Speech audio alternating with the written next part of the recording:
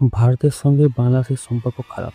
আর ঠিক সেই সময় আমেরিকা বড় অফার দিচ্ছে বাংলাদেশকে। 19% ট্যারিফ একেবারেই জিরো। আর তার সঙ্গে বাংলাদেশে ঢুকবে আমেরিকার কৃষি প্রোডাক্ট আর ডেয়ারি প্রোডাক্ট। এটা কি বাংলাদেশের জন্য বড় সুযোগ নাকি নতুন এক চাপের শুরু? 2024 সালে ভারত বাংলাদেশের প্রায় $1.6 বিলিয়ন কটন এক্সপোর্ট করেছে।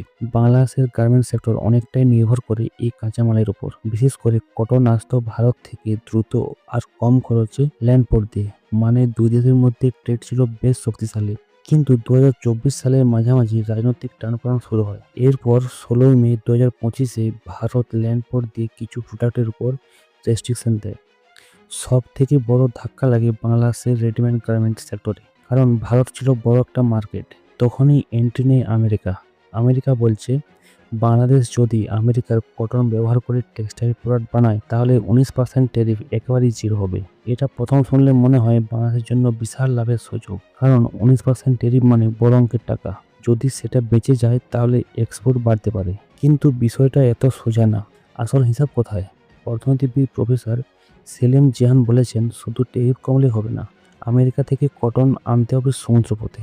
তার মানে শিপিং খরচ, ফ্রেট চার্জ, ইন্স্যুরেন্স, ট্রান্সপোর্ট সব যোগ হবে। সব মিলিয়ে শেষে লাভ থাকবে কিনা সেটা হিসাব করে দেখতে হবে। আর একটা বড় বিষয় হলো কোয়ালিটি। টেক্সটাইল ইন্ডাস্ট্রিতে কটনের মান খুব গুরুত্বপূর্ণ। যদি আমেরিকার কটন ভারত বা ইজিপ্টের মতো কোয়ালিটি না হয় তাহলে ফাইনাল প্রোডাক্টের কোয়ালিটিও প্রভাব পড়বে।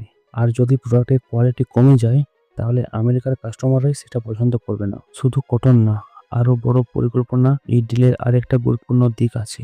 আমেরিকা এখন বাংলাদেশের কৃষি প্রোডাক্ট আর ডেয়ারি প্রোডাক্ট বিক্রি করতে চাইছে। মানে শুধু টেক্সটাইল না, ফুড মার্কেটও ঢুকতে চাইছে আমেরিকা। এখানে আসল প্রশ্ন, বাংলাদেশের লোকাল ফার্মাররা এতে কি চাপে পড়বে? ডেয়ারি ইন্ডাস্ট্রি কি কম্পিটিশন নিতে পারবে? যদি আমেরিকার দুধ বা কৃষি পণ্য কম দামে আসে তাহলে লোকাল ব্যবসায়ীদের ব্যবসার প্রভাব পড়তে পারে।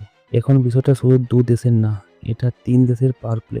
ভারত ট্রেডে চাপ দিচ্ছে, বাংলাদেশ বিকল্প খুঁজছে, আমেরিকা সেই সুযোগে নিজের মার্কেট বাড়াচ্ছে। কিন্তু একটা বিষয় মাথায় রাখতে হবে, যদি বাংলাদেশ এক দেশ থেকে কাঁচামাল সরিয়ে পুরোপুরি অন্য দেশের উপর নির্ভরশীল হয়ে যায় তাহলে ভবিষ্যতে আবার নতুন ঝুঁকি তৈরি হতে পারে। তাহলে সামনে কি হতে পারে? বাংলাদেশ হয়তো ডাইভার্সিফাই করার চেষ্টা করবে, একাধিক দেশ থেকে কটন আনবে, আমেরিকার সঙ্গে ট্রেড বাড়াতে পারে, আবার ভারতের সঙ্গে সম্পর্ক ঠিক করার চেষ্টাও চালাতে পারে ভবিষ্যতে, যদি বাংলাদেশ ভোটের পর স্থিতিশীল আসে।